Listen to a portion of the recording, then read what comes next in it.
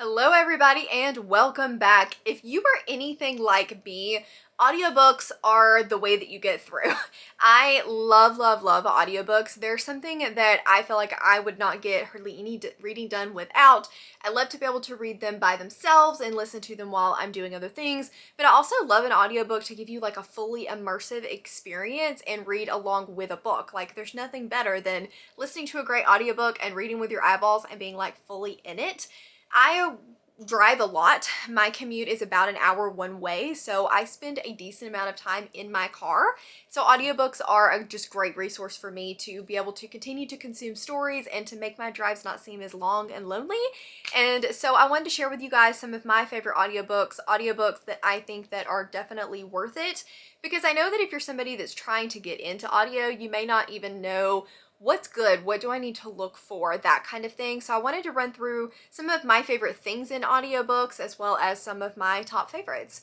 So I think I have 10 or 12 books here that I wanted to talk to you guys about. There is fantasy, there is horror, thriller, so a little bit of sci-fi, even one or two middle grade in here, so hopefully there will be something for everyone. So one of the first ones that I wanted to mention is Fractal Noise by Christopher Paolini. This is the prequel to Sleep in a Sea of Stars. Christopher Paolini is the same author that wrote Aragon, but he has also written an adult sci-fi, I hesitate to say the word series because it's only this book and the other one, and they are not like direct sequels to each other, but I guess sci-fi series. And this one is following a group of people that have seen this huge hole from space and they're going down to investigate it. And as they're there, there's like these sonic booms that are happening as they get closer and closer and closer to this hole. I think the thing that I like so much about the audiobook though is not only did the narration was it well done, but there is just a little bit of like a sound effect. I don't love it when my audiobooks have too many sound effects that really take me out of the story, but every once in a while a little bit here or there that makes sense to the story doesn't really bother me. And in this one we do have the sonic boom, and it is a literal boom. It's not just someone saying boom, it's something that kind of like shakes your eardrums a little bit, and I thought that that was a really cool way of doing it rather than just reading the word thump, because that doesn't tell me much. That sonic boom sound really brought the story up a level for me. There is also something that I think a lot of people will like, sometimes I didn't love in this one, where when they're talking like through their headset or through a phone, it sounds like they're talking through like the helmets. Sometimes that did get a little bit muffled for me, but at the same time when we're talking about reading that the connection was breaking up and you're trying to like imagine that connection breaking, it actually sounds like a connection breaking in here. So I thought that that was really interesting as well, and I love the way that they did it. I would highly recommend this one.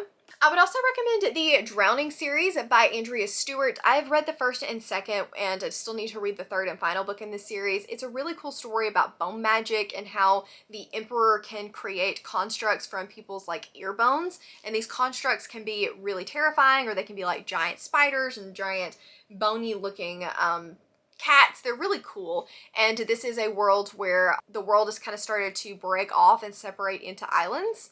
And I quite enjoyed this first story. It is a multi-perspective story, and each different perspective has a different narration. This one is nothing like groundbreaking. There's no sound effects or anything in here. I just thought that the narrators that they chose were really good. I thought they did a very good job, and I love that you have a different narrator for each point of view. Like, just because it's a female point of view doesn't mean it's the same female narrator, and I really appreciated that and thought that that was well done, so I would definitely recommend this one. We might as well get one of the obvious ones out of the way, and that is the Stormlight Archive series by Brandon Sanderson. This is the same narrator that does Wheel of Time. It's the same narrator that does Mistborn. It's the same narrators that do, I think, all of Brandon Sanderson's books, along with a lot of others. Michael Kramer and Kate Redding. They're one of the only narrators that I know by name, and I like their narration. I like the way that they do things, but at the same time, I just think that they did a good job with this series in particular. This book is chunky. Like, it is over 1,000 pages long, and so I think that having a good, solid narration for this story is extremely important in order to help people get through it, because it's so long. I'm not going to give you a really in-depth description of what Stormlight Archive is, but there are a lot of different magics in here. It is very expansive. I've only read the first 2 books, but I do definitely plan to continue, but I think that the audiobooks for these are definitely worth it if you're trying to figure out how to tackle this tome of a book. Next up we have another fantasy, and that is The Rune of Kings by Jen Lyons. Not only did I really appreciate this story, but I thought that the narration was extremely well done and honestly like a game changer for this book. This is a story told with footnotes, and a lot of times footnotes are hard for me because I don't like to stop in the middle of a word, shift my eyes down, read the footnote, and then try to go back up and find where I was, because typically it's given to you in like an itty bitty little asterisk that you can barely even see, and I'm like, I don't want to, it's too much work. Like then I end up skipping words, and so even though I love footnotes in stories, a lot of times reading it physically is hard for me to do, and I think that the audiobook really helped with that in this one. Not only are there different narrators for the female and the male perspectives, but there is also a separate narrator that does the footnotes, and that interjects at exactly the point where the footnote was supposed to be, and then the other narrator picks up instantly from there. So you're never trying to like shift between, it's just seamlessly done, it's integrated into the story, and the narrators do a fantastic job. So there's just not really anything not to like about the audiobook for this series. I think that this one is a complicated story about family and generations and powers, and I don't really know how to describe this book without spoiling it, but we have Kellen who is telling his story from prison, and then we have someone else that is kind of telling his backstory and kind of telling him like, you know, you got it wrong, let's start from the beginning, and he's starting from like a different place, and so you're getting the same story but in two separate timelines told by two different people, if that makes sense. I thought this was really well done. I'm excited to continue on with the series. I really need to pick up the next book. Then we have a horror, and that is Mary by Nat Cassidy. There is nothing crazy about this audiobook. It is one woman narrating with no special effects, but she narrates the crap out of this book. Like, I don't know how she manages to put that many inflections and that much emotion behind what she's saying just reading a story, but oh my goodness, she does such a fantastic job. It really brought the character Mary to life for me. I thought that it was just absolutely incredible. This is following a perimenopausal woman who is really struggling with the symptoms of this and keeps trying to go to doctors, and they keep telling her, you're fine, it's normal, don't worry about it. But she's like, something feels wrong. And she ends up going back to her hometown to take care of her dying aunt, who is a pain in the ass, by the way. And there are some questions about the people in this town and what happened a long time ago, and I don't really want to say much more than that because I feel like it could be a little bit spoilery. Do not let the fact that this is a man talking about menopause scare you off, because I think that the way that it's done was really well done.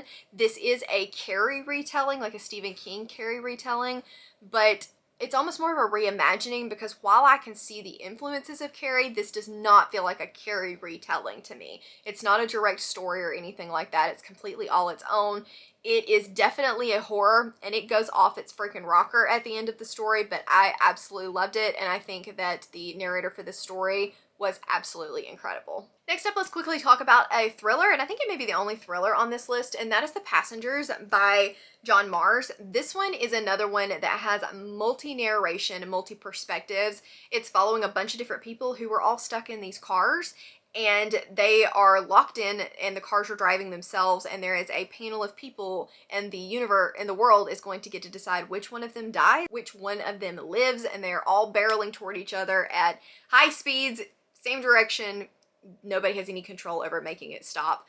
This is absolutely a thriller that does bring into question what people will do when they're in kind of a mob mentality, and what they will do when given choices that they should never have had in the first place. And it is a very thrilling story. It will keep you on the edge of your seat. It's not really a mystery, it's much more so a thriller, but I did like that there was a different narrator for each different perspective, and we're talking like 5 or 6 different narrators. And there are some sound effects in this, mostly just when we're talking like through phones and things like that.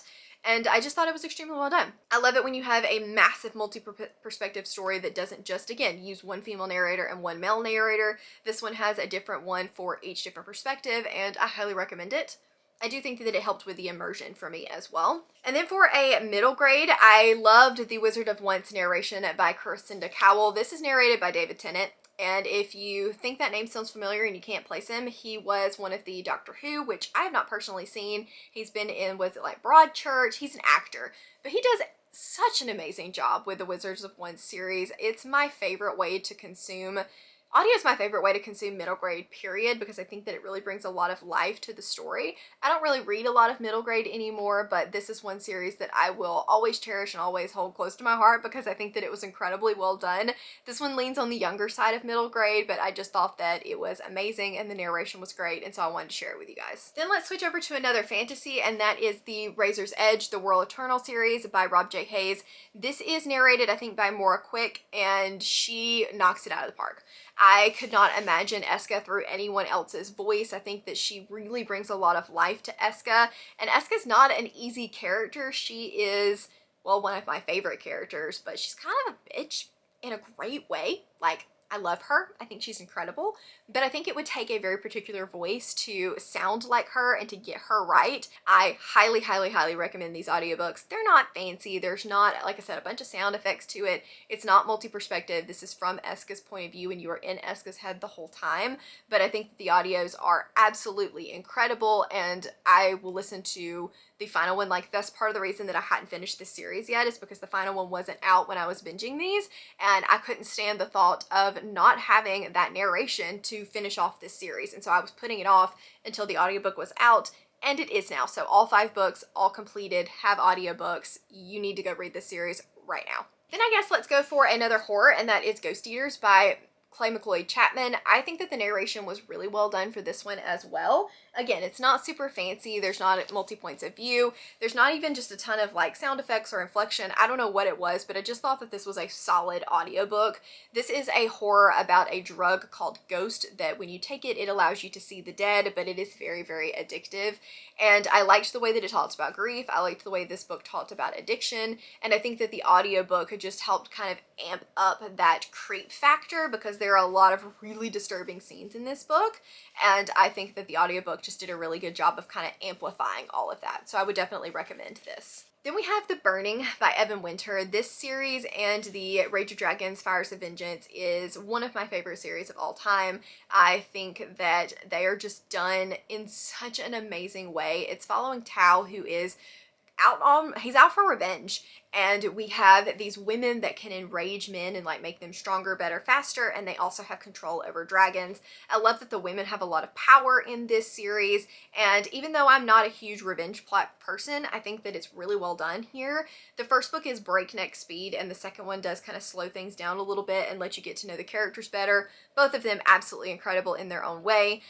This was a indie series or self-published series that was picked up by a publisher, and it is absolutely incredible and deserves the world, and I cannot wait for it to finish out. I think that the narration in this one is just well done. It's just a solid, good narration that had me engaged in the story and immersed in what was going on.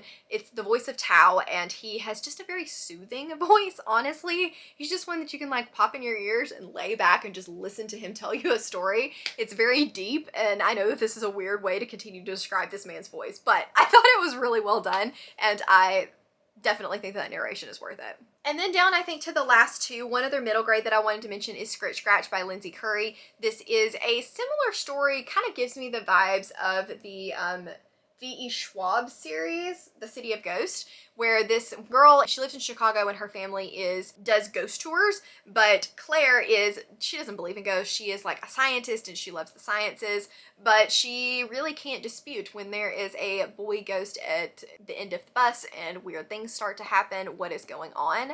I think that this one was just a lot of fun. I was listening to it at night. I think I did it for maybe one of the weens. I can't remember, but it was to read a book in the dark. And so I had my earpods in. I was laying down just listening at night thinking this is a middle grade horror, but like no big deal. It's not going to scare me. And some of the like scratch voices in here literally scared me crapless. And I was like, I'm going to have to turn on a light. I'm just gonna have to wait till tomorrow because it freaked me out. So I think that this audiobook is 150% worth it. And then last but not least, I would highly recommend the audiobook for Fireborn by Rosie Aramunda. You guys have heard me talk about this book left, right, and center, but it is a young adult following two characters who are kind of on two different sides of a faction, and it does have dragons. The narration here, again, is very simple, but I think that it's really good in that you have multiple different narrators.